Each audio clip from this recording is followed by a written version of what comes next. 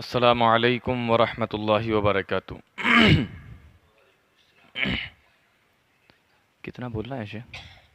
کتنی دیر بولنا ہے؟ ٹھیک۔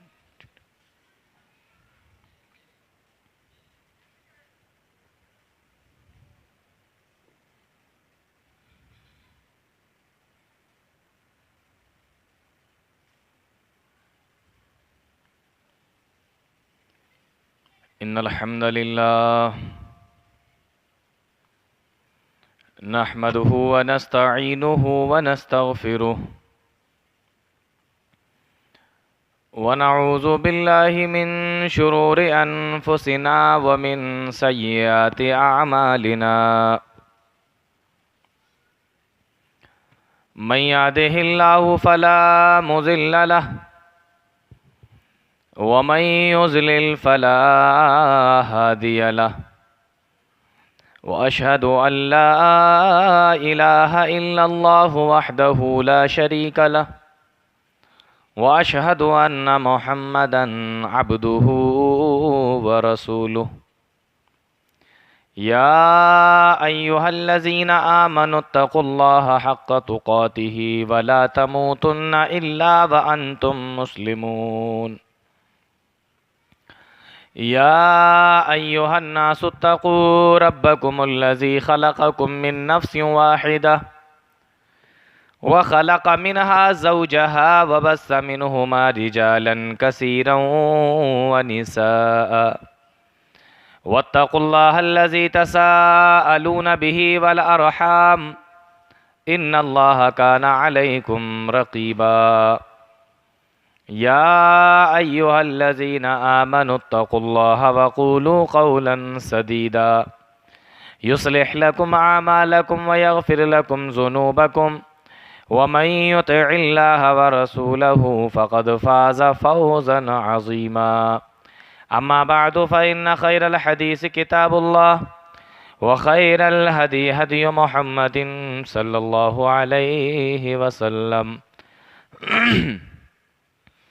وشر الأمور محدثاتها وكل محدثة بدعة وكل بدعة ضلالة وكل ضلالة في النار أعوذ بالله السميع العليم من الشيطان الرجيم بسم الله الرحمن الرحيم ألم تر كيف ضرب الله مثلا كلمة طيبة كشجرة طيبة أصلها ثابت وفرعها في السماء تؤتي أكلها كل حين بإذن ربها ويضرب الله الأمثال للناس لعلهم يتذكرون۔ جناب صدر محترم، اسٹیج پر تشریف فرما باوقار معزز علماء کرام، دور اور پاس سے تشریف لائے محترم سامعین، نوجوان ساتھیوں، اسلامی ماؤں بہنوں، تقریر کو شروع کرنے سے پہلے دو باتیں بتا دینا مناسب سمجھتا ہوں۔ اول تو یہ کہ تقریر یا یوں کہہ لو کہ یہ جلسہ، یہ پروگرام ابھی جو وقت ہو رہا ہے، کمیٹی کا فیصلہ یہ تھا کہ اس وقت میں پروگرام کو ختم کر دیا جائے گا۔ یہ الگ بات ہے کہ پروگرام دیر سے شروع ہوا اور راستے میں جام کی وجہ سے آنے والے جو مقررین تھے ان کو ٹائم لگا۔ آپ لوگ بھی باہر سے آئے ہیں، آپ لوگوں نے دیکھا ہوگا کہ کتنا ٹائم لگا ہے۔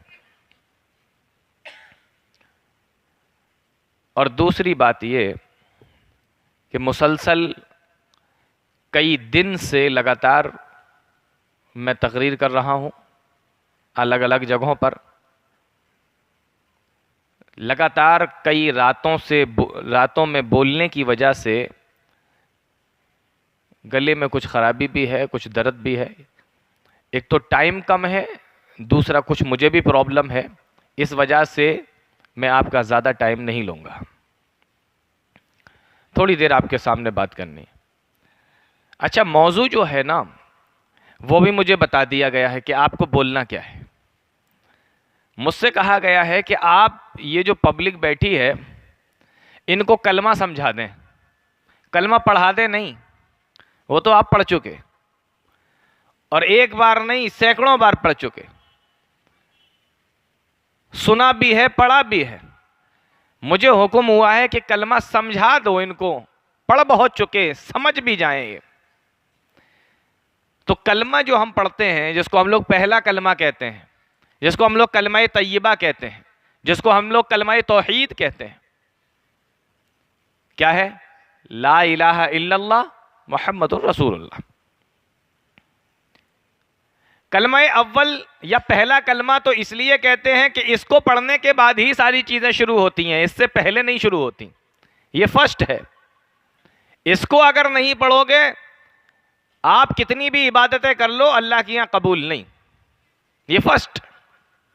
جیسے کسی چیز کے اندر جب انٹری کرتے ہیں نا، تو کوئی چیز کسی گیٹ سے داخل ہونا ہے یا کچھ کرنا ہے، تو اسلام میں داخل ہونے کے لیے یہ پہلا ہے، اس کے بغیر کچھ نہیں، اس لیے اس کو کلمہ اول یا پہلا کلمہ کہتے ہیں ہم لوگ۔ اس کو کلمہ طیبہ بھی کہتے ہیں، سنا ہے نا یہ نام بھی، کوئی نیا تو نہیں بتا رہا ہوں میں، کلمہ طیبہ بھی کہتے ہیں۔ طیب کے معنی ہوتا ہے پاک۔ اس کو کلمہ طیبہ اس لیے کہتے ہیں کیونکہ یہ کلمہ اپنے پڑھنے والے کو شرک اور کفر کی گندگی سے، نجاست سے، کفر سے، شرک سے پاک کر دیتا ہے، اس لیے اس کو کلمہ طیبہ بھی کہتے ہیں۔ بات سمجھ میں آ رہی ہے؟ اور اسی کلمے کا ایک نام اور ہے، اس کو کہتے ہیں کلمہ توحید۔ کلمہ توحید بھی کہتے ہیں اسی کو۔ کلمہ توحید اس لیے کہتے ہیں کہ اس کلمے کے اندر اللہ رب العالمین کی زبردست توحید بیان کی گئی ہے، اس لیے اس کلمے کو کلمہ توحید بھی کہا جاتا ہے۔ تو کلمہ اول یا پہلا کلمہ کیوں کہتے ہیں، کلمہ طیبہ کیوں کہتے ہیں، کلمہ توحید کیوں کہتے ہیں، تینوں وجہیں میں نے آپ کے سامنے رکھ دی۔ کلمہ کیا ہے؟ لا الہ الا اللہ محمد الرسول اللہ۔ اگر آپ اس کو غور سے دیکھیں گے، اگر غور سے پڑھیں گے، تو آپ کو معلوم ہوگا کہ لا الہ الا اللہ یہ الگ جملہ ہے، محمد الرسول اللہ یہ الگ جملہ ہے۔ لا الہ الا اللہ یہ الگ حصہ ہے، محمد الرسول اللہ یہ الگ حصہ ہے۔ گویا کہ دو حصوں کو، دو جملوں کو جوڑ دیا گیا ہے، لا الہ الا اللہ الگ اور محمد الرسول اللہ الگ۔ اور آپ تھوڑا اور غور کریں گے تو آپ کو پتہ چلے گا کہ لا الہ الا اللہ جو ہے نا، یہ بھی دو چیزوں کو جوڑ دیا گیا ہے۔ لا الہ الگ ہے، الا اللہ الگ ہے۔ پہلے تو کلمہ لا الہ الا اللہ الگ، محمد رسول اللہ الگ، پھر لا الہ الا اللہ کو لے لو تو اس میں بھی لا الہ الگ، الا اللہ الگ۔ جی، لا الہ کیا چیز ہے اور الا اللہ کیا چیز ہے؟ دیکھیے، پہلے تمام چیزوں کا انکار کروایا جا رہا ہے، پہلے انکار کر دو تمام چیزوں کا۔ لا الہ، کوئی معبود نہیں، کوئی بھی عبادت کے لائق نہیں، کوئی بھی ہمارا رب نہیں، لا الہ الا اللہ، کوئی عبادت کے لائق نہیں۔ یعنی آپ نے اپنے دماغ کے اندر، اپنے دل کے اندر، اپنے ذہن کے اندر جتنے بھی معبود بسا رکھے ہیں، جن کو بھی تم نے اپنا معبود بنا رکھا ہے، جن کو بھی تم اللہ کے علاوہ اپنا معبود سمجھتے ہو، ان سارے کے سارے معبودوں کا انکار کر دو، ان سارے کے سارے معبودوں کی نفی کر دو۔ تمہارے دماغ میں کوئی عبادت کے لائق کوئی ہستی رہنا نہیں چاہیے، تمہارے دل کے اندر کوئی بھی معبود رہنا نہیں چاہیے۔ لا الہ، پہلے انکار کر دو کہ کوئی عبادت کے لائق ہے ہی نہیں۔ جب تمہارا دماغ صاف ہو جائے، تمہارا دل صاف ہو جائے، تمہارا جسم صاف ہو جائے، شرک تمہارے اندر سے ختم ہو جائے، کفر تمہارے اندر سے نکل جائے، جھوٹے خدا تمہارے دلوں سے نکل جائے، جائیں، تمہارے ذہنوں سے، تمہارے عقیدوں سے ختم ہو جائیں۔ اب کہہ دو الا اللہ، ہاں ایک معبود ہے، ایک ہی رب ہے، ایک ہی اللہ ہے، ایک ہی عبادت کے لائق ہے۔ یعنی تمام چیزوں کا انکار کرنے کے بعد صرف ایک کی تمہیں عبادت کرنا ہے اور ایک ہی کو اپنے دل میں بسانا ہے۔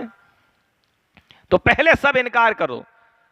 بھئی آدمی پہلے گھر سے گندگی کو دور کرتا ہے، پھر گھر کو سجاتا ہے۔ میں غلط تو نہیں کہہ رہا ہوں؟ یا گندگی گھر میں پڑی رہتی ہے، گھر سجانے لگتے ہیں۔ آپ کو اگر کچھ گھر میں سجاوٹ کرنا ہے، گھر کو اچھا بنانا ہے، تو کیا کریں گے؟ کوڑا پڑا رہنے دو، سجا دو؟ نہیں، آپ کہیں گے پہلے یہ نکالو یہاں سے، پہلے صفائی کرو، ہاں اب ٹھیک لگ رہا ہے، اب سجاؤ اس کو۔ جی، تو پہلے آپ گندگی کو دور کیجئے۔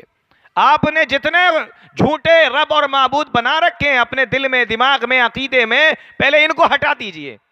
لا الہ، کوئی عبادت کے لائق نہیں ہے الا اللہ، سوائے اللہ رب العالمین کے۔ اور اگر آپ لوگوں نے آیت الکرسی پڑھی ہوگی تو آپ نے دیکھا ہوگا کہ جہاں پر آیت الکرسی ختم ہوتی ہے وَلَا يَؤُودُ حِفْظُهُمَا وَهُوَ الْعَلِيُّ الْعَظِيمُ، اس کے بعد والی جو آیت ہے لا اکراہ فی الدین قد تبین الرشد من الغی، آگے کا جملہ دیکھو فَمَن يَكْفُرْ بِالطَّاغُوتِ وَيُؤْمِن بِاللَّهِ، کہ جس آدمی نے طاغوت کا یعنی جھوٹے خداؤں کا انکار کر دیا اور ایک اللہ پر ایمان لے آیا۔ آیت کے اندر بھی پہلے انکار کا ذکر ہو رہا ہے، بعد میں اللہ رب العالمین کے اوپر ایمان لانے کا ذکر ہو رہا ہے۔ فَمَن يَكْفُرْ بِالطَّاغُوتِ، پہلے انکار کرو، وَيُؤْمِن بِاللَّهِ، پھر اللہ کے اوپر ایمان لاؤ۔ یہی کلمے کے اندر بتایا گیا لا الہ الا اللہ۔ پہلے اپنے جملے کو، اپنے کلام کو، اپنے دماغ کو، اپنے عقیدے کو تمام جھوٹے خداؤں سے پاک و صاف کر لو۔ آپ نے اگر صاف کر لیا اور ایک اللہ کو اپنے دل میں بسا لیا تو کیا ہوگا؟ اللہ فرماتا ہے ذالک بأن اللہ هو الحق، اے لوگو سن لو، ذالک بأن اللہ هو الحق، وہی اللہ ہی حق ہے، یعنی وہی اللہ ہی تمہارا معبود حقیقی ہے۔ وَأَنَّ مَا يَدْعُونَ مِن دُونِهِ هُوَ الْبَاطِلُ، اور اس کے علاوہ تم جن کو بھی پکارتے ہو وہ باطل ہیں، جھوٹے ہیں۔ وَأَنَّ مَا يَدْعُونَ مِن دُونِهِ هُوَ الْبَاطِلُ، پورا قرآن بھرا ہوا ہے اللہ کی توحید سے۔ تو لا الہ الا اللہ، پہلے انکار پھر اقرار، یعنی تمام چیزوں کا پہلے انکار کر دو، جھوٹے خداؤں کا، پھر ایک اللہ کا اقرار کرو۔ اب دیکھیے اصل بات جو سمجھنے کی ہے، جب انسان اتنا جملہ کہہ دیتا ہے، میں کلمہ سمجھانے کے لیے بیٹھا ہوں نا، اب دیکھو جب انسان اتنا کہہ دیتا ہے کہ لا الہ الا اللہ، اللہ کے علاوہ کوئی عبادت کے لائق نہیں، کوئی معبود برحق نہیں، تو ایسا کہنے والا ایسے شخص کے اوپر آٹومیٹکلی تین چیزیں اس کی اوپر عائد ہو جاتی۔ اگر کسی نے یہ کہہ دیا تو تین چیزیں اس کو ماننا پڑیں گی، آٹومیٹکلی اس کے اوپر آ جاتی ہیں کہ اس کو ماننا پڑیں گی وہ تین چیزیں۔ کون سی تین چیزیں ہیں؟ اگر آپ نے اللہ کو اپنا معبود برحق سمجھ لیا تو تین چیزیں آپ کو ماننا پڑیں گی۔ تین چیزیں، نمبر ایک ربوبیت، نمبر دو الوہیت، اور نمبر تین اسماء و صفات۔ یہ تین چیزیں سمجھ لو اور یہاں سے اس کو لے کر جاؤ۔ ربوبیت کس کو کہتے ہیں؟ آسان الفاظ میں اگر میں آپ کو بتاؤں تو ربوبیت کا مطلب ہوتا ہے کہ پوری کائنات کو بنانے اور چلانے والا صرف اللہ کو ماننا، ٹھیک ہے؟ اور الوہیت کا مطلب ہوتا ہے کہ تمام عبادتوں کا مستحق اللہ کو جاننا، اور اسماء و صفات کا مطلب ہوتا ہے کہ جتنی بھی اللہ کی خوبیاں ہیں اس کو اللہ کے لیے خاص کر دینا، کسی دوسرے کے لیے ان خوبیوں کو نہ ماننا۔ میں تھوڑا سا اس کو سمجھا دیتا ہوں۔ دیکھیے رب کس کو کہتے ہیں؟ ہم لوگ بہت مرتبہ پڑھتے ہیں، سینکڑوں مرتبہ پڑھتے ہیں الحمدللہ رب العالمین، تمام تعریفیں اس اللہ کے لیے جو سارے جہانوں کا رب ہے۔ لیکن ہم آج تک نہیں سمجھ پائے کہ رب کہتے کس کو ہیں. کسی نے بتا دیا تو پتا چل گیا کہ ہاں رب وہ ہوتا ہے جو پیدا کرتا ہے اور پالتا ہے. اللہ نے سورج بنایا، چاند بنایا، زمین و آسمان کو بنایا، تمام کائنات کو بنایا، تمام مخلوق کو بنایا اور ان کو پال رہا ہے، پرورش کر رہا ہے. وہی تو رب ہے. لیکن میرے بھائیوں، ایک چھوٹی سی مثال دے کے میں آپ کو سمجھا رہا ہوں. آپ کو رب کس کو کہتے ہیں سمجھ میں آ جائے گا. انسان کے ہاں بچہ پیدا ہوا، کسی کے گھر پہ بچہ پیدا ہوا. اب بچہ پیدا ہونا کوئی نئی بات تو نہیں ہے نا، سب کے یہاں ہوتے ہیں. وہ چھوٹا سا بچہ ہے، حال ہی کا بچہ ہے، یعنی ابھی ہی ہوا ہے، چند منٹ ہوئے ہیں یا چند گھنٹے ہوئے ہیں. غور سے سننا، چند گھنٹے ہوئے ہیں، ابھی پیدا ہوا ہے. وہ بچے نے رونا شروع کر دیا. ماں سمجھ گئی کہ میرا بچہ بھوکا ہے. ماں نے اس چھوٹے سے بچے کو جو ابھی چند منٹوں کا یا چند گھنٹوں کا ہے، ماں نے اس چھوٹے سے بچے کو اپنی گود میں اٹھایا اور اس کے منہ میں ماں نے اپنی پستان کو رکھ دیا. اس چھوٹے سے بچے نے ماں کی پستان کو اپنے منہ میں لے لیا. اور اس کے بعد میرے بھائیو دیکھو رب کس کو کہتے ہیں. اس چھوٹے سے بچے نے ماں کی پستان کو جب اپنے منہ میں رکھا تو اس اتنے چھوٹے سے بچے کو یہ کس نے بتا دیا کہ تم اب اس کو چوسو تو تمہارا پیٹ بھر جائے گا. تم اس کو چوسو گے تمہارے منہ کے اندر دودھ آنے لگے گا، تم اس کو چوسو گے تو تمہارا پیٹ بھر جائے گا. اتنے چھوٹے سے بچے کو بتاؤ بتانے والا کون ہے؟ ماں سمجھانا چاہے تو بتا نہیں سکتی، باپ بھی نہیں بتا سکتا. دنیا کی کوئی طاقت اتنے سے چھوٹے سے بچے کو سمجھا نہیں سکتی. آخر وہ اتنے سے بچے کے دماغ میں یہ بات کس نے ڈال دی کہ یہ جو پستان تیرے منہ میں آئی ہے اس کو چوس لے تو تیرا پیٹ بھر جائے گا. الحمدللہ رب العالمین. اس کے علاوہ کوئی ڈال سکتا ہے؟ اس کے علاوہ کوئی کر سکتا ہے یہ؟ تو رب یہ ہے رب. کسی نے امام شافعی رحمت اللہ علیہ سے پوچھا کہ آپ نے اپنے رب کو کیسے پہچانا، آپ نے اپنے رب کو کیسے جانا؟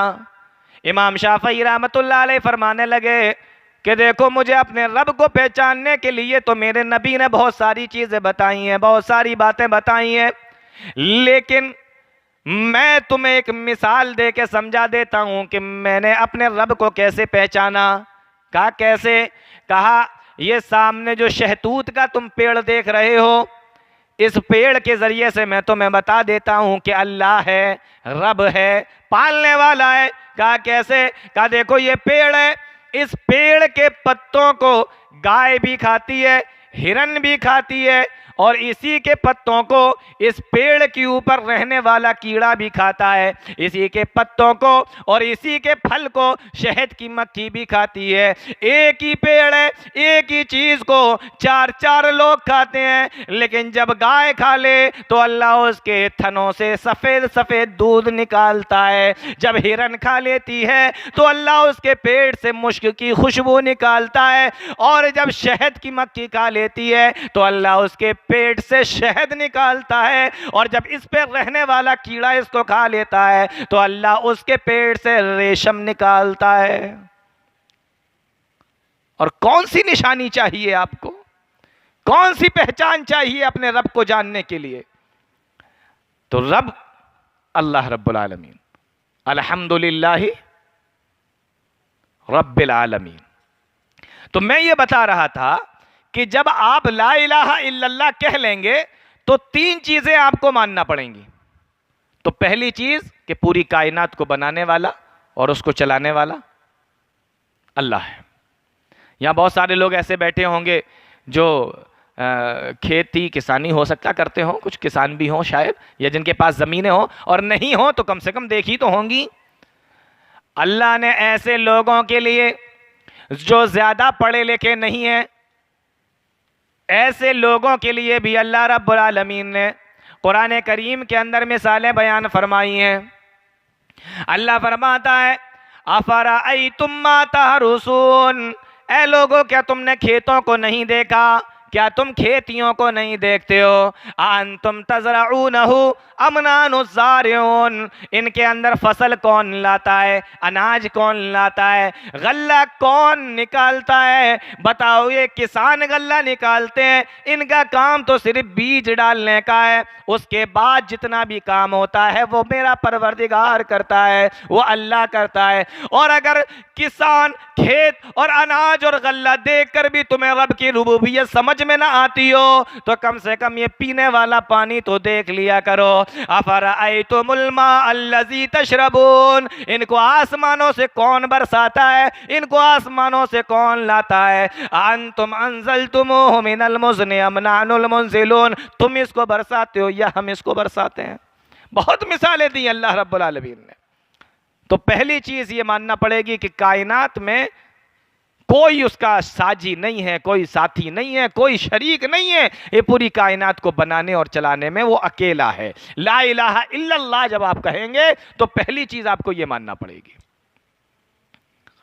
اور دوسری چیز آپ کو یہ ماننا پڑے گی، جب آپ نے یہ مان لیا کہ کائنات کو چلانے والا اور بنانے والا اکیلا اللہ ہے، تو آپ کو پھر یہ بھی ماننا پڑے گا کہ تمام کائنات کی عبادتوں کا اکیلا مستحق وہی اللہ رب العالمین ہے، یعنی ہمیں اسی کی عبادت کرنی چاہیے۔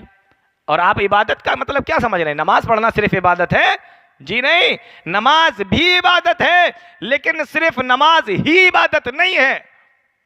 نماز اللہ کے لیے ہو، روزہ بھی اللہ کے لیے ہو، صدقہ و خیرات بھی اللہ کے لیے ہو، زکوٰۃ بھی اللہ کے لیے ہو، رکوع بھی اللہ کے سامنے کرو، سجدے بھی اللہ کے سامنے کرو، اپنی جھولیوں کو اسی کے سامنے پھیلاؤ، اپنے دامنوں کو اسی کے سامنے پھیلاؤ، اپنے ہاتھوں کو اسی کے سامنے اٹھاؤ، روزی اسی سے مانگو، روزی اور رزق اسی سے مانگو، بچہ بچی اسی سے مانگو، تمام کی تمام عبادتوں کا قربانی بھی اللہ تعالیٰ کے لیے کرو۔ جتنے بھی کام عبادت کے میرے نبی نے بتائے وہ سارے کے سارے کام اللہ رب العالمین کے لیے کرو۔ اور کیوں نہیں کرو گے؟ خود نبی کہا کرتے تھے ان صلاتی و نسکی و محیای و مماتی للہ رب العالمین، بے شک میری نماز، میری قربانی، میرا جینا، میرا مرنا، یہ تمام کا تمام اس اللہ رب العالمین کے لیے ہے جو سارے جہانوں کا رب ہے۔ جب نبی یہ اعلان کرتے تھے تو ہم کسی دوسرے کے لیے کیسے کر سکتے؟ آج ہم نمازیں پڑھتے ہیں لیکن کبھی نمازوں کو سمجھنے کا اور نمازوں کے اندر اس کا ترجمہ کیا ہوتا ہے کبھی جاننے کی کوشش نہیں کی۔ نماز پڑھتے میں آپ بھی قاعدے کے اندر بیٹھتے ہوں گے، اتحیات میں بیٹھتے ہوں گے، قاعدہ اولا بھی کرتے ہوں گے، قاعدہ آخرہ بھی کرتے ہوں گے، اس میں یہ دعا بھی آپ پڑھتے ہوں گے، التحیات للہ والصلوات والطیبات۔ کبھی سوچا اس کا معنی کیا ہوتا ہے؟ التحیات جب آپ نے کہہ دیا گویا کہ آپ یہ کہہ رہے ہیں اے میرے پروردگار، التحیات للہ، تمام کی تمام میری وہ عبادتیں جو میری زبان کے ذریعے سے ہوں، اے اللہ میری زبان کے ذریعے سے جتنی بھی عبادتیں ہو سکتی ہیں للہ، اے اللہ وہ تیرے لیے ہے، والصلوات، اور اے اللہ میرے بدن کے ذریعے سے جتنی بھی عبادتیں ہو سکتی ہیں وہ ساری کی ساری تیرے لیے ہیں، والطیبات، اور اے اللہ میرے مال کے ذریعے سے جتنی بھی عبادتیں ہو سکتی ہیں وہ ساری کی ساری تیرے لیے ہیں۔ تو اب دعا کس سے مانگنا؟ دعا زبان کی عبادت ہے کہ نہیں؟ تو کس سے مانگو گے؟ نماز میں تو اللہ سے کہہ رہے ہو تیرے لیے ہے، لیکن مانگ کس سے رہے ہیں آپ؟ تو زبان سے جتنی عبادتیں وہ اللہ کے لیے، بدن کے ذریعے سے نماز آپ کس کے لیے پڑھ رہے ہیں؟ اللہ کے لیے پڑھ رہے ہیں یا غیر اللہ کے لیے پڑھ رہے ہیں؟ کون سی نماز آپ پڑھ رہے ہیں؟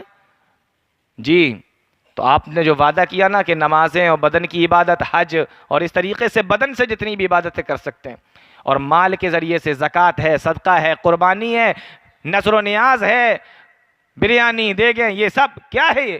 یہ خود مال کی عبادت ہے، کس کے لیے؟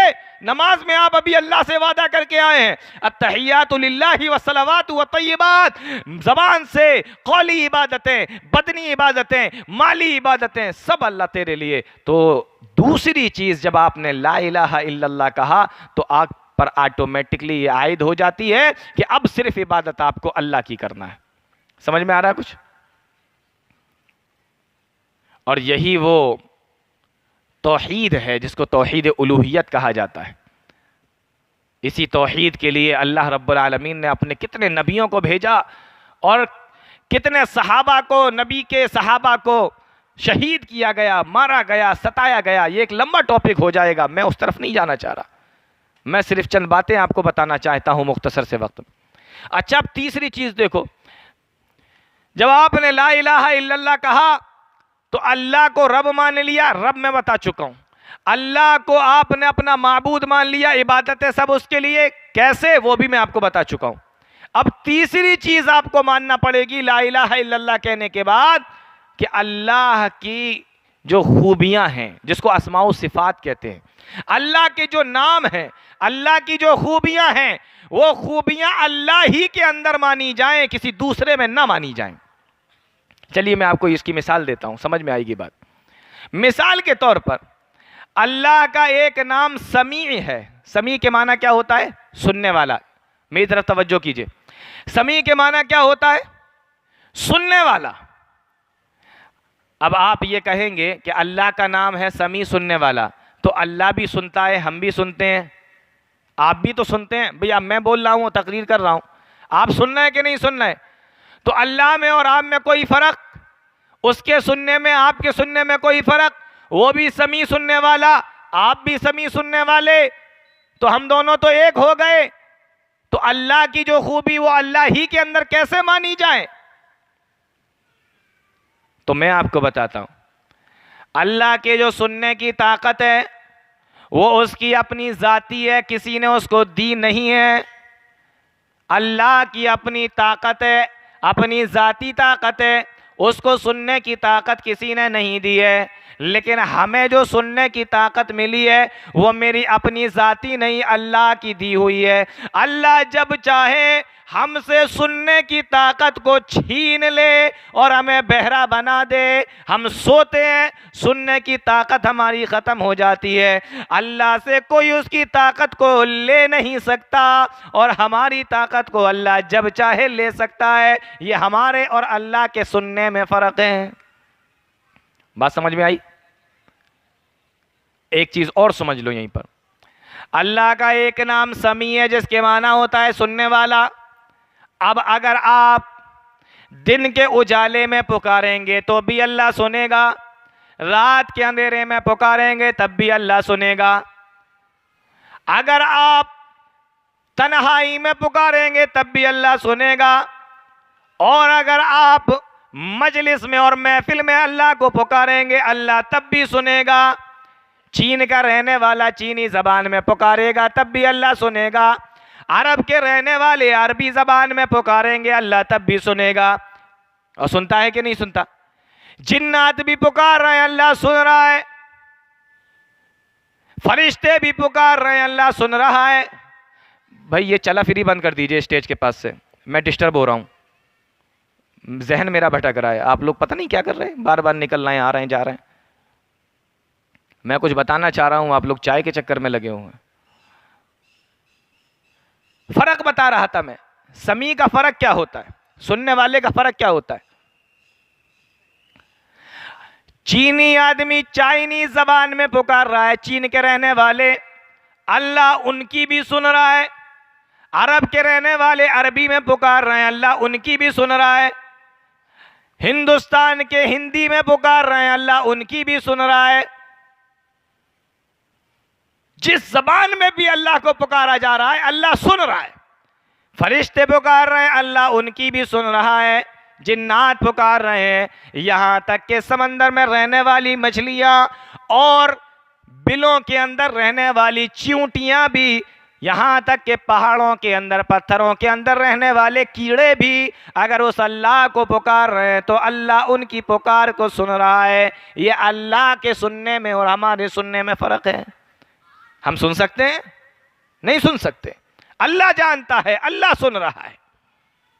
اب اگر کوئی، دیکھو جو بات بتانا چاہ رہا ہوں وہ یہ ہے، اب اگر کوئی یہ کہنے لگے کہ آپ دلی دل میں پکارو تب بھی اللہ سنتا ہے، زور سے پکارو تب بھی اللہ سنتا ہے، لیکن میں ایک ایسے انسان کو بھی جانتا ہوں، ایک ایسے بزرگ کو بھی جانتا ہوں کہ آپ گھر میں بیٹھ کے پکارو تب بھی سن لیں گے، اپنے من ہی من میں یاد کرو تب بھی سن لیں گے، اور زور سے پکارو تب بھی سن لیں گے، اور نہ پکارو تب بھی ان کو معلوم ہو جائے گا، تب بھی وہ سن لیں گے. اب جو صفت اللہ کی تھی وہ آپ نے کس کو دے دی؟ اس انسان کو دے دی. یہی ہے تیسری چیز.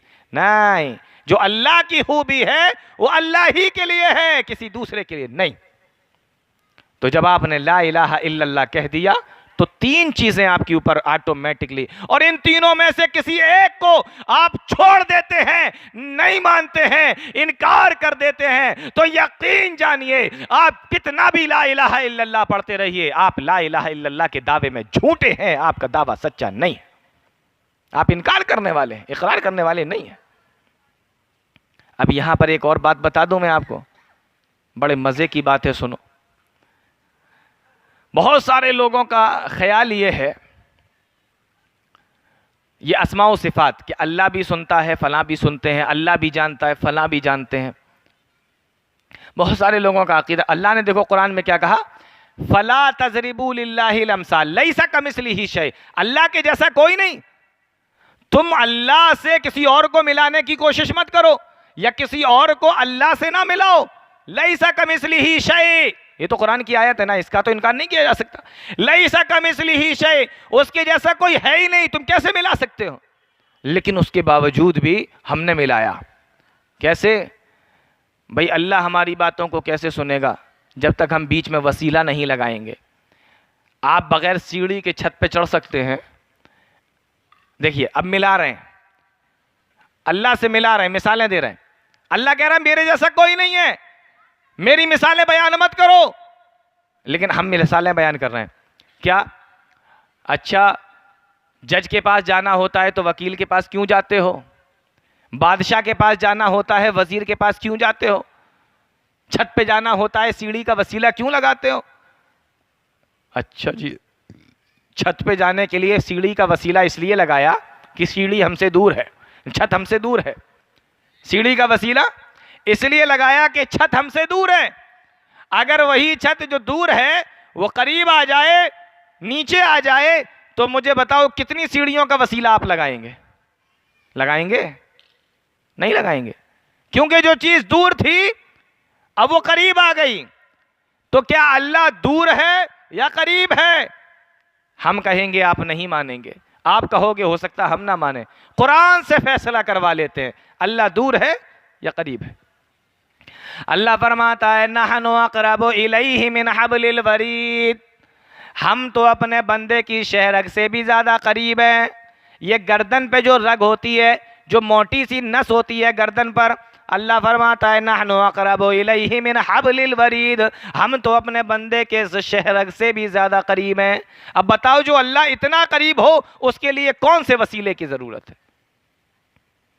آپ نے کہا کہ جج تک پہنچنے کے لیے وکیل کا وسیلہ کیوں لگاتے ہیں؟ گویا کہ آپ نے جج کو اور اللہ کو ملا دیا. آپ یہ کہنا چاہ رہے ہیں جیسے جج تک بغیر وکیل کے نہیں پہنچ سکتے، ایسے ہی اللہ تک بغیر وسیلے کے نہیں پہنچ سکتے. مجھے ذرا یہ بتائیے کہ جج اور اللہ، جیسے یہ آپ آج کے ججوں کی جو بات کرتے ہیں اور ان کو اللہ سے ملاتے ہیں، یہ کیسے ایک ہو سکتے ہیں؟ ان کو آپ کیسے ملا سکتے ہو؟ ان ججوں کا کام تو یہ ہے، یہ صبح 10 بجے آتے ہیں عدالت میں اور شام کو 4 بجے اپنی عدالت بند کر کے چلے جاتے ہیں. بتاؤ کیا اللہ بھی 10 بجے آتا ہے اور 4 بجے بند کر کے چلا جاتا ہے کہ اب کل سنوائی ہوگی؟ ایسے ہی ہوتا ہے کیا؟ اللہ نے کہا چلو چلو چلو چھٹی ہے، اب رات بھر ہم نہیں سنتے کسی کی، چلو بھاگو یہاں سے. ہاں ایسا ملا سکتے ہیں آپ؟ آپ کس کی مثال دینے کے لیے بیٹھے؟ ارے اللہ کے قرآن کی آیت کیوں نہیں پڑھتے؟ اللہ نے کہا میرے جیسا کوئی نہیں ہے، پھر کہاں آپ ملانے کے لیے بیٹھے ہیں اللہ کو اور ان کو؟ یہ جج تو 10 بجے گئے، 4 بجے تک تھک اور گئے.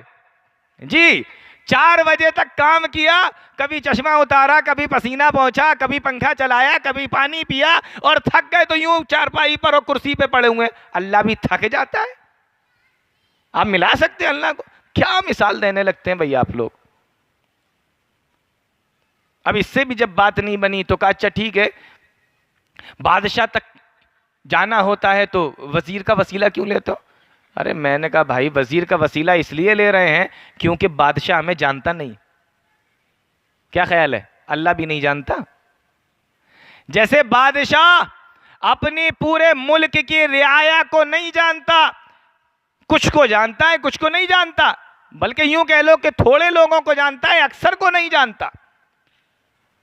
تو جس طریقے سے بادشاہ اکثر لوگوں کو نہیں جانتا، تو لوگوں نے بتایا، وزیر نے بتایا، کبھی کسی اور نے بتایا کہ یہ فلاں صاحب ہے، تب بادشاہ کو معلوم ہوا اچھا یہ وہ ہے، جی وہ فلاں صاحب ہے. اچھا تو کیا اللہ کو بھی نہیں معلوم یہ میرا کون بندہ ہے؟ کون ہو بھائی تم؟ اللہ کو بھی نہیں معلوم؟ اللہ کو معلوم ہے کہ نہیں معلوم؟ اللہ کو تو یہ بھی معلوم ہے کہ سمندر کے اندر مچھلیاں کتنی ہیں، ریگستان کے اندر جو ریت پڑی ہے اس کے ذرے کتنے ہیں، سمندر میں جو پانی ہے اس کے اوپر جو بلبلے اٹھ رہے ہیں وہ کتنے ہیں، پیڑ کتنے ہیں، اور ان پیڑوں کے اوپر پتے کتنے ہیں، اللہ کو سب معلوم ہے. آسمانوں پر ستارے کتنے ہیں، جانوروں کے پیٹھ پر کھالوں پر بال کتنے ہیں، اللہ کو کون سی چیز نہیں معلوم؟ آپ اس کو بادشاہ سے ملا رہے ہیں، یہ دنیا کے بادشاہ جس کو اپنی رعایا کے بارے میں نہیں معلوم. ان کو تو پتہ نہیں اس لیے وسیلہ لگ رہا ہے. آپ کہہ سکتے ہیں کہ اللہ کو بھی اپنے بندوں کے بارے میں نہیں معلوم ہوتا ہے اس لیے وسیلہ لگاتے ہیں. تو میرے بھائیو غور کرنے کی بات ہے. جب لا الہ الا اللہ آپ کہہ لو گے تو 3 چیزیں آپ کو ماننا پڑیں گی. پہلی کہ بنانے میں کوئی اس کا شریک نہیں، پھر عبادت میں بھی کوئی اس کا شریک نہیں، اور تیسری چیز یہ اسماء و صفات کہ جو اس کی خوبیاں ہیں وہ اللہ ہی کے اندر مانی جائیں، کسی دوسرے کے اندر نہ مانی جائیں. تو اب میں یہاں تک پہنچا ہوں کہ لا الہ الا اللہ کیا چیز ہے. اب ذرا وقت دیکھ لوں پھر آگے بات کروں گا. ابھی ہے تھوڑا ٹائم ہے، 2-4 باتیں اور کر سکتا ہوں آپ سے. یہ جو لا الہ الا اللہ ہے نا، لا الہ الا اللہ یہ بڑے کام کی چیز ہے، بہت پتے کی چیز ہے. اس کو جتنا یہ آسان ہے نا اتنا ہی زبردست بھی ہے. ایک حدیث سنو، میں بتاتا ہوں آپ کو. ترمذی کی روایت ہے، اللہ کے نبی صلی اللہ علیہ وسلم نے ارشاد فرمایا کل قیامت کا دن ہوگا، اللہ رب العالمین اپنے سامنے تمام لوگوں کو حاضر کرے گا. تمام کے تمام لوگ اللہ رب العالمین کے سامنے آ جائیں گے. ان میں سے اللہ رب العالمین ایک آدمی کو بلائے گا، اور بلانے کے بعد میں کہے گا اے میرے بندے ذرا اپنی نظر اٹھا کے تو دیکھ. جب وہ بندہ اپنی نظر اٹھا کے دیکھے گا، حدیث کے اندر آیا کہ 99 دفتر اس کے سامنے، 99 دفتر اس کے سامنے گناہوں کے کھلے ہوئے ہوں گے، اور ہر دفتر، ہر رجسٹر اتنا بڑا ہوگا. حدیث کے اندر آیا ہے، اللہ کے نبی صلی اللہ علیہ وسلم نے فرمایا جہاں تک اس کی نگاہ جائے گی، ایک رجسٹر اتنا بڑا ہوگا جہاں تک اس کی نگاہ جائے گی، اور وہ پورا کا پورا رجسٹر گناہوں سے بھرا ہوا ہوگا. اور ایسے ایک نہیں ہوں گے، 99 ہوں گے. اتنے زیادہ گناہ کر کے وہ آیا ہوگا. اللہ رب العالمین اس سے کہے گا کہ میرے بندے میں نے تیرے اوپر نعمتیں نہیں کی تھی، احسان نہیں کیے تھے؟ تو وہ کہے گا پروردگار بالکل کیا تھا، تو نے بڑے احسان کیے، بڑی نعمتیں کی تھی. تو کہا اتنے گناہ؟ ہاں ہو گئے، اللہ تعالیٰ کیا کرے. کہا اچھا دیکھ ذرا صحیح سے دیکھ لے. اظلمک کتبتی الحافظون، یہ جو میرے لکھنے والے فرشتے تیرے کاندھوں پر بیٹھے تھے، ان لوگوں نے کچھ غلط تو نہیں لکھ لیا؟ ایسا تو نہیں ہے کہ تو نے کوئی گناہ کیا ہی نہ ہو اور ان لوگوں نے لکھ لیا ہو؟ کہے گا پروردگار نہیں، یہ سارے وہ گناہ ہیں جو میں دنیا میں کر کے آیا ہوں. اللہ پھر اس کو ایک موقع دے گا، اے میرے بندے بتا کیا تیرے پاس میں کوئی عذر ہے، کوئی بہانہ ہے، کوئی عذر ہے؟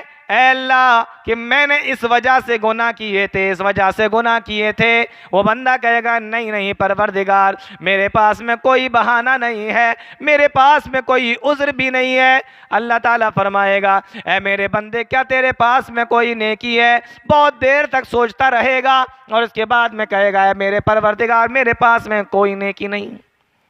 اللہ تعالیٰ کہے گا لا ظلم علیک اليوم ان لک عندنا حسنۃ، تیری ایک نیکی ہے مجھے یاد ہے، تو بھول سکتا ہے، اللہ نہیں بھول سکتا، ہماری فطرت ہے بھولنے کی، اللہ کی نہیں۔ کہا ایک نیکی ہے، وہ کہے گا پروردگار میں نے کون سی نیکی کی؟ اللہ تعالیٰ ایک کارڈ نکالے گا، حدیث کے اندر آیا فتخرج بطاقۃ، ایک کارڈ نکالے گا، یہ انویٹیشن کارڈ یا وزٹ کارڈ آپ لوگوں نے دیکھے ہوں گے، وہ کارڈ کی طرح، اور اس کے اندر جانتے ہو کیا لکھا ہوگا؟ سنو غور سے، اس کے اندر کیا لکھا ہوگا؟ حدیث کے اندر آیا فتخرج بطاقۃ، اللہ رب العالمین ایک کارڈ نکالے گا اور اس کے اندر لکھا ہوگا اشہد ان لا الہ الا اللہ واشہد ان محمدا عبدہ ورسولہ، توحید لکھی ہوگی اس کی، اس نے جو توحید کا اقرار کیا تھا وہ توحید اس کی لکھی ہوئی ہوگی۔ اللہ تعالیٰ کہے گا اے میرے بندے یہ تیری نیکی ہے، اس کارڈ کو لے جا اور جہاں پہ میرے فرشتے تیرے نامہ اعمال کو، تیرے گناہوں کو اور نیکیوں کو تول رہے ہوں، وہاں پہ لے جا کر اس کو ایک ترازو کے پلے میں رکھ دینا۔ وہ فرشتہ کہے گا میرے پروردگار کیا تو مجھ سے مذاق کر رہا ہے؟ 99 رجسٹر اور ہر رجسٹر اتنا بڑا جہاں تک میری نگاہ کام کر رہی ہے، ان 99 رجسٹر کے مقابلے میں یہ چھوٹا سا کاغذ کا پرزہ کیا کام کرے گا؟ اللہ کہے گا جا میرے بندے لے کے تو جا۔ وہ لے کر آئے گا، فرشتوں کو دے گا اور فرشتوں سے کہے گا اللہ کا حکم ہے کہ اس کو ایک پلے میں ترازو کے رکھ دیا جائے۔ ترازو کے ایک پلے میں اس کو کاغذ کے پرزے کو رکھا جائے گا جس میں لا الہ الا اللہ محمد الرسول اللہ لکھا ہوگا، اور دوسرے پلے میں 99 رجسٹر رکھ دیے جائیں گے۔ اللہ کے نبی صلی اللہ علیہ وسلم نے ارشاد فرمایا وَثَقُلَتِ الْبِطَاقَةُ، جس پلے میں وہ کاغذ کا پرزہ رکھا گیا ہوگا، وہ کارڈ رکھا گیا ہوگا، وہ پلہ زمین کی طرف چلا جائے گا، جھک جائے گا اور 99 رجسٹر اوپر چلے جائیں گے، وہ ذرا سا پرزہ کام کر جائے گا۔ اور آخر میں اللہ کے نبی صلی اللہ علیہ وسلم نے ارشاد فرمایا فَلَا يَسْقُلُ مَعَ اسْمِ اللَّهِ شَيْءٍ، کیونکہ اللہ کے نام سے بھاری کوئی چیز نہیں ہو سکتی۔ تو اس بندے کو جس کے 99 رجسٹر گناہوں سے بھرے ہوئے ہوں، اس کو اللہ کے سامنے اس کی توحید بچا لے گی، اللہ پر ایمان بچا لے گا، شرک نہیں کیا کبھی۔ اسی لیے لا الہ الا اللہ اگر آپ نے کہا تو یہ 3 چیزیں، توحید ربوبیت، توحید الوہیت، توحید اسماء و صفات، اور یہ تینوں چیزیں میں آپ کو بتا چکا ہوں، بار بار دہرانے کی ضرورت نہیں ہے۔ ایک بار حضرت موسیٰ علیہ السلام نے اللہ رب العالمین سے کہا پروردگار مجھے کچھ ایسا بتا دے کہ مجھے کچھ ایسا دکھا، مجھے کچھ ایسا بتا کہ جس سے میں تیرا اور قریب ہو جاؤں، تو مجھے اپنا اور قریبی بنا لے۔ اللہ رب العالمین نے کہا کہ موسیٰ تو زیادہ ہی میرے قریب ہونا چاہتا ہے تو ایک کام کر۔ کہا اللہ بتا۔ کہا کام یہ کر تو لا الہ الا اللہ پڑھتے رہا کر۔ کیا کہا؟ لا الہ، جی حدیث کے اندر آیا افضل الذکر لا الہ الا اللہ، سب سے بہترین ذکر کون سا ہے؟ لا الہ الا اللہ کہنا ہے۔ اب بہت سارے سوچ رہے ہوں گے کہ لا الہ الا اللہ ہے یا لا الہ الا اللہ محمد رسول اللہ ہے نا؟ دماغ میں کبھی کبھی خیال آتا ہے کہ لا الہ الا اللہ کہنا ہے یا لا الہ الا اللہ محمد رسول اللہ پورا کہنا ہے۔ تو میں آپ کو بتا دوں کہ آپ ذکر کر رہے ہیں، اور جب ذکر کر رہے ہیں تو صرف لا الہ الا اللہ کہنا ہے۔ جب آپ کلمہ پڑھیں تب لا الہ الا اللہ محمد رسول اللہ پڑھیے۔ جب آپ ذکر کے طور پہ پڑھ رہے ہیں تو صرف لا الہ الا اللہ۔ جہاں پر جتنا بتایا جائے اتنا ہی کرنے کا نام اسلام ہے، اتنا ہی کرنے کا نام مسلمان ہے۔ آپ اپنی طرف سے کچھ نہیں بڑھا سکتے، کچھ نہیں کر سکتے۔ آپ کو لگ رہا ہوگا کہ یار یہ لا الہ الا اللہ لا الہ الا اللہ بتا رہے ہیں، محمد رسول اللہ تو بتا ہی نہیں رہے۔ جہاں پر جتنا بتایا جائے. اللہ کے نبی نے فرمایا کہ کبھی جیسے ہم لوگ پڑھتے ہیں نا، کبھی سبحان اللہ، کبھی الحمدللہ، کبھی اللہ اکبر، تو جب ایسے پڑھنے کا موقع آئے تو صرف لا الہ الا اللہ پڑھنا ہے، اس میں محمد رسول اللہ نہیں بڑھانا ہے. آپ کہیں گے کیوں؟ تو پھر میں آپ سے سوال کروں گا، اذان سنی تو ہوگی آپ نے، کبھی دی نہیں ہوگی تو اس کا آخر جملہ کیا ہے اذان کا؟ آخر کا جملہ کیا ہے اذان کا؟ لا الہ الا اللہ. تو کبھی دیکھا کسی مؤذن نے اس میں محمد الرسول اللہ بڑھا دیا ہو؟ دیکھا کبھی؟ آپ کی مسجد میں بڑھا دے تو آپ کیا کہیں گے اس سے؟ بہت اچھا کام کیا تم نے، سیدھے ہو جائیں گے اس کے اوپر کہ جتنا ہے اتنا کے ہے نا. تو جتنا ہے اتنا کہو، جہاں پر جتنا بتایا جائے اتنا کہو. جب آج تک آپ اذان کے آخر میں لا الہ الا اللہ ہے تو محمد الرسول اللہ نہیں بڑھایا، کیوں؟ اس لیے کہ خود نبی نے نہیں کہا. تو اس لیے جہاں پہ جتنا بتایا جائے اتنا کہا جائے. تو موسیٰ علیہ السلام سے اللہ تعالیٰ نے کہا کہ لا الہ الا اللہ کہہ لیا کرو. اب موسیٰ علیہ السلام نے کہا یار یہ لا الہ الا اللہ تو سب کہتے ہیں، میں نے تو کچھ خاص پوچھا تھا تاکہ میں خاص بن جاؤں. کہا اے اللہ یہ تو تیرے سارے بندے کہتے ہیں. اللہ رب العالمین نے کہا کہ اے موسیٰ تو لا الہ الا اللہ کو ہلکا سمجھ رہا ہے، کمزور سمجھ رہا ہے، ہلکا سمجھ رہا ہے. اگر لا الہ الا اللہ کو ایک پلے میں رکھ دیا جائے اور ساتوں زمینوں کو، ساتوں آسمانوں کو ترازو کے دوسرے پلے میں رکھ دیا جائے، مالت بہن لا الہ الا اللہ، تو جس پلے میں لا الہ الا اللہ رکھا ہوگا وہ زمین کی طرف مائل ہو جائے گا، وہ بھاری بیٹھے گا. یہ ہے لا الہ الا اللہ. تو میں آپ لوگوں کو کیا بتا رہا تھا اتنی دیر سے؟ کلمہ طیبہ سمجھانے کی کوشش کر رہا ہوں. تو پہلا حصہ ہو گیا، مختصر طور پہ بتایا لیکن پہلا ہو گیا لا الہ الا اللہ. دوسرا جملہ ہے محمد الرسول اللہ. اس کو بھی میں شارٹ میں بتا دیتا ہوں، وقت بہت زیادہ ہو رہا ہے. محمد الرسول اللہ، محمد صلی اللہ علیہ وسلم اللہ کے رسول ہیں. اب اس پہ بھی بڑا کیا کیا لوگوں نے بنا رکھا ہے کہ ہیں کیا تھے، ہے نا، عجیب معاملہ ہے. محمد الرسول اللہ ترجمہ کرو کہ ترجمہ کر دیا کہ محمد صلی اللہ علیہ وسلم اللہ کے رسول ہیں. اللہ کے رسول ہیں نا، تھے نہیں تو تھے تو نہیں نا، ہیں مطلب کیا؟ یہاں بھی بیٹھے ہیں، وہاں بھی بیٹھے ہیں، یہاں بھی بیٹھے ہیں، کیا مطلب کیا کہنا چاہ رہے ہیں آپ؟ عجیب ہے. اس پہ بھی کیا کیا لوگوں نے نکال رکھا ہے.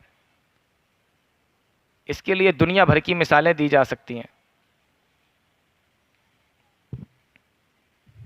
تو محمد الرسول اللہ یہ دوسرا جملہ ہے. اللہ رب العالمین نے بہت سارے نبی بھیجے، بہت سارے رسول بھیجے، لیکن آپ کو تمام لوگوں کا، تمام انسانیت کا سردار بنا کر بھیجا.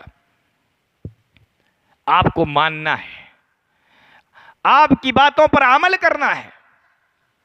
اور یہ ایسے نبی گزرے ہیں کہ اللہ کے بعد جن کا سب سے بڑا مقام و مرتبہ ہے کائنات میں، ان سے بڑا مقام و مرتبے والا کوئی نہیں اللہ رب العالمین کے بعد. یہ وہ نبی ہیں. اور مسلمانوں یہ ہماری خوش قسمتی ہے جو ہمیں ملے. محمد الرسول اللہ کا مطلب یہ ہے کہ آپ ان سے محبت کریں، آپ ان کی عزت کریں، ان سے محبت کریں، ان کی اطاعت کریں، ان کی اوپر درود و سلام بھیجیں، زیادہ سے زیادہ درود پڑھیں. یہ ہے جناب محمد الرسول اللہ صلی اللہ علیہ وسلم کو ماننے کا مطلب. اور یہ ہے جب آپ نے محمد الرسول اللہ کہا، یہ ہے محمد الرسول اللہ کا مطلب. اور یہاں ایک بات اور بتا دوں آپ کو، جب آپ نے لا الہ الا اللہ کہہ دیا تو اب اللہ کے ساتھ کسی کو آپ نے شامل کیا، شریک کر دیا، تو اس کو شرک کہا جاتا ہے. اسی طریقے سے جب محمد الرسول اللہ کہہ دیا تو اب نبی کے مقابلے میں آپ کسی کی بھی بات کو لے آئیں گے تو یہ نبی کے ساتھ بھی شرک ہو جائے گا. جیسے اللہ کے ساتھ کسی کو شریک نہیں ٹھہرا سکتے، ایسے ہی محمد الرسول اللہ صلی اللہ علیہ وسلم کے ساتھ کسی کو آپ کے برابری میں لا سکتے ہیں، آپ کے مقابلے میں لا سکتے ہیں، آپ کے وزن میں نہیں لا سکتے. جیسے لا الہ الا اللہ کا دھیان رکھنا پڑے گا، شرک سے بچنا پڑے گا، اسی طریقے سے محمد الرسول اللہ کا بھی دھیان رکھنا پڑے گا. اور یہاں پر بھی ہمیں نبی کے مقابلے میں کسی کی بات نہیں ماننا ہے، وہ چاہے کوئی بھی ہو. ایک بڑی پیاری حدیث ہے، اللہ کے نبی صلی اللہ علیہ وسلم نے فرمایا، میں ایک بار سویا ہوا تھا، دو فرشتے آئے میرے پاس، انہوں نے کہا کہ ان کا وزن کرو، تولو ان کو۔ اللہ کے نبی فرماتے ہیں کہ مجھے ایک ترازو کے ایک پلے میں رکھ دیا گیا، ایک آدمی کو دوسرے پلے میں رکھا گیا، تولا گیا تو میں بھاری نکلا۔ فرشتے نے کہا کہ ان کے مقابلے میں 10 کو رکھو، تو 10 کو رکھا گیا، تولا گیا تو میں پھر بھاری نکلا۔ تو فرشتے نے کہا کہ ارے 100 کو رکھو ان کے مقابلے میں، تو 100 آدمیوں کو ایک طرف اور مجھے ایک طرف، تو میں پھر بھاری نکلا۔ تو کہا کہ ارے 100 نہیں 1000 رکھو، تو ایک طرف 1000 اور ایک طرف جناب محمد الرسول اللہ صلی اللہ علیہ وسلم۔ پھر تولا گیا تو 1000 والے اوپر اور جناب محمد الرسول اللہ صلی اللہ علیہ وسلم فرماتے ہیں کہ میں بھاری نکلا۔ اب جب ان فرشتوں نے دیکھا تو جانتے ہو کیا کہا کہ ارے تم ان کا وزن کرنا چاہتے ہو، ان کے مقابلے میں 1 نہیں 10 نہیں 100 نہیں 1000 نہیں، پوری کائنات کو ترازو کے ایک پلے میں رکھ دو اور جناب محمد رسول اللہ صلی اللہ علیہ وسلم کو ترازو کے ایک پلے میں رکھ دو، تب بھی جناب محمد رسول اللہ صلی اللہ علیہ وسلم کا وزن ہی بھاری نکلے گا۔ تم ان کے مقابلے میں پوری کائنات کو بھی رکھ دو گے، وزن انہی کا بھاری ہے۔ یہ حدیث ہمیں بتاتی ہے کہ جس طریقے سے نبی کے مقابلے میں ایک آدمی نہیں چل سکتا، 10 نہیں چل سکتے، 100 نہیں چل سکتے، 1000 نہیں چل سکتے، پوری کائنات نبی کے مقابلے میں نہیں چل سکتی، اسی طریقے سے نبی نے اگر کوئی بات کہہ دی، ان کے مقابلے میں 1 آئے تو اس کی بات نہیں مانی جائے، 10 آئے تو اس کی بات نہ مانی جائے، 100 آ جائے تو ان کی بات نہ مانی جائے، 1000 آ جائے نبی کے مقابلے میں تو ان کی بھی بات نہ مانی جائے، یہاں تک کہ نبی کا قول ایک طرف ہو اور پوری کائنات ایک طرف ہو تو پوری کائنات کی بات کو ٹھکرا دیا جائے گا، نبی کے قول کو لے لیا جائے گا۔ یہ ہے محمد الرسول اللہ کا مطلب۔ ہم نے بہت مرتبہ پڑھا ہے، بہت مرتبہ سنا ہے، لیکن کبھی غور نہیں کیا کہ لا الہ الا اللہ کا کیا مطلب ہے اور محمد الرسول اللہ کا کیا مطلب ہے۔ اس پر بہت ساری بات کی جا سکتی ہے، بس اتنا سمجھ لو۔ ایک بات میں آپ کو بتا دوں، حضرت عثمان غنی رضی اللہ تعالیٰ عنہ کا نام کس نے نہیں سنا؟ کون نہیں جانتا حضرت عثمان غنی کو؟ اللہ اکبر۔ حدیبیہ کا موقع ہے، مکہ کے مشرکین نے کہا کہ اس سال تو عمرہ نہیں کرنے دیں گے، اگلے سال آنا عمرہ کرنے کے لیے۔ 3 دن سے زیادہ مکہ میں رہ نہیں سکتے اور تلوار کے علاوہ کچھ لا نہیں سکتے، اس سال عمرہ نہیں کرنے دیں گے۔ اس سال اگر آپ عمرہ کرنے چلے گئے ہماری بے عزتی ہو جائے گی کہ ہم نے نکالا تھا اور ہماری اجازت کے بغیر کیسے آ گئے۔ نہیں سمجھ رہا؟ ہم نے نکالا مکہ سے تم لوگوں کو اور تم ہماری اجازت کے بغیر مکہ میں کیسے آ سکتے ہو؟ اس لیے اس سال نہیں، اگلے سال میں تمہیں چھوٹ دیتا ہوں، اگلے سال آ جانا، اور نہیں مانو گے تو جنگ ہوگی۔ اللہ کے نبی صلی اللہ علیہ وسلم نے دیکھا معاملہ خراب ہے تو آپ نے حضرت عثمان کو، غور سے سننا، آپ نے حضرت عثمان کو مکہ بھیجا کہ جاؤ مکہ والوں سے مشورہ کرو، ان کو بتاؤ میرے ارادے بتاؤ اور کہو کہ ان سے کہ ہم عمرہ کرنے آئے، اس کے علاوہ ہمارا کوئی ارادہ نہیں، ہم جنگ نہیں کرنا چاہتے۔ دیکھو حضرت عثمان کو، حضرت عثمان غنی رضی اللہ تعالیٰ عنہ مکہ گئے، 1 دن گزر گیا، 2 دن ہو گئے، 3 دن ہو گئے، 3 دن تک حضرت عثمان غنی رضی اللہ تعالیٰ عنہ مکے میں رہے، مکہ والوں سے آپس میں بات چیت ہوئی، اور اس کے بعد حضرت عثمان غنی رضی اللہ تعالیٰ عنہ اللہ کے نبی صلی اللہ علیہ وسلم کے پاس حدیبیہ میں آنے لگے۔ جب حضرت عثمان آنے لگے تو مکہ کے لوگوں نے کہا، اے عثمان، ہم نے تمہارے نبی کو اور تمہارے ساتھیوں کو تو عمرہ نہیں کرنے دیا، لیکن ہاں اب چونکہ تم مکہ آ چکے ہو تو تم یہاں سے عمرہ کر کے جا سکتے ہو، ہم تمہیں چھوٹ دیتے ہیں، تمہیں اجازت ہے، تم آ گئے ہو تم کر لو۔ ان کو ہم نے اجازت نہیں دی، وہ نہیں آئے۔ حضرت عثمان غنی رضی اللہ تعالیٰ عنہ نے فرمایا، اے مکہ کے لوگوں، نبی نے ہمیں مکہ میں یہاں تمہارے پاس بات کرنے کے لیے بھیجا تھا، عمرہ کرنے کے لیے نہیں۔ میرے نبی نے اگر مجھ سے یہ کہہ دیا ہوتا، اے عثمان تم مکہ جا رہے ہو، اگر تمہیں موقع مل جائے تو عمرہ کر کے آ جانا، تو یہ عثمان عمرہ کر کے مکہ سے واپس لوٹتا، لیکن میرے نبی نے تو مجھے صرف اتنا بتایا تھا، اے عثمان بات چیت کر کے واپس آ جانا۔ تو اب بات چیت ہو گئی ہے، میں نبی کے حکم کے بغیر عمرہ بھی نہیں کر سکتا۔ اللہ اکبر۔ یہ صحابہ تھے، عمرے جیسی چیز کو بھی اس لیے نہیں کیا کیونکہ نبی نے نہیں کہا تھا۔ یہ ہے اطاعت، یہ ہے محمد الرسول اللہ کو ماننے کا مطلب۔ بہت ساری مثالیں، بہت ساری باتیں ہیں، وقت بہت تیزی سے آگے نکل رہا ہے، میں اپنی بات کو ختم کرتا ہوں۔ بس اتنا سمجھ لیجئے کہ لا الہ الا اللہ، اس کے اندر پوری توحید ہے، محمد الرسول اللہ اس کے اندر پوری رسالت ہے۔ نہ یہاں شرک کر سکتے ہیں، نہ یہاں شرک کر سکتے ہیں۔ یہاں شرک کرو گے تو مشرک کہلاؤ گے، یہاں شرک کرو گے تو بدعتی کہلاؤ گے۔ اور ایک بات اور سمجھ لو، غور سے سنو، ایک بات اور سمجھ لو، لا الہ الا اللہ میں 12 حروف ہیں اور محمد الرسول اللہ میں بھی 12 حروف ہیں، اور 12 اور 12 کو جوڑ دو تو کتنے ہو جاتے ہیں؟ کتنے ہو جاتے ہیں؟ عجیب بات ہے، آپ لوگ خود اپنے منہ سے کہہ رہے ہیں 24، اسی لیے تو آپ بدنام ہیں، 24 ہی کی وجہ سے تو بدنام ہے، 24 نمبر ہی ہیں۔ لا الہ الا اللہ میں 12 اور محمد الرسول اللہ میں 12۔ اور ایک بات اور بتاؤں، لا الہ الا اللہ میں 12، محمد الرسول اللہ میں بھی 12۔ دن میں کتنے گھنٹے ہوتے ہیں؟ 12۔ اور رات میں؟ دونوں کو ملا دو تو مطلب یہ کہ دن کے کسی بھی گھنٹے میں اور رات کے کسی بھی گھنٹے میں آپ کی زندگی لا الہ الا اللہ محمد الرسول اللہ کے خلاف نہیں ہونا چاہیے، اس کے بغیر نہیں ہونا چاہیے۔ ایک ایک گھنٹہ اسی کلمے کے مطابق گزرے، لا الہ الا اللہ محمد الرسول اللہ کے مطابق گزرے۔ اور ایک بات اور بتاؤں، لا الہ الا اللہ محمد الرسول اللہ، اس کلمے کے اندر جتنے بھی حروف ہیں، غور کرو اس پہ ذرا، اس کلمے کے اندر جتنے بھی حروف ہیں کوئی بھی ایسا حرف نہیں ہے جس میں نقطہ آتا ہو، دیکھ لو، کوئی بھی نقطے والا حروف نہیں ہے۔ دیکھیے بے میں نقطہ آتا ہے، اس میں نہیں ہے۔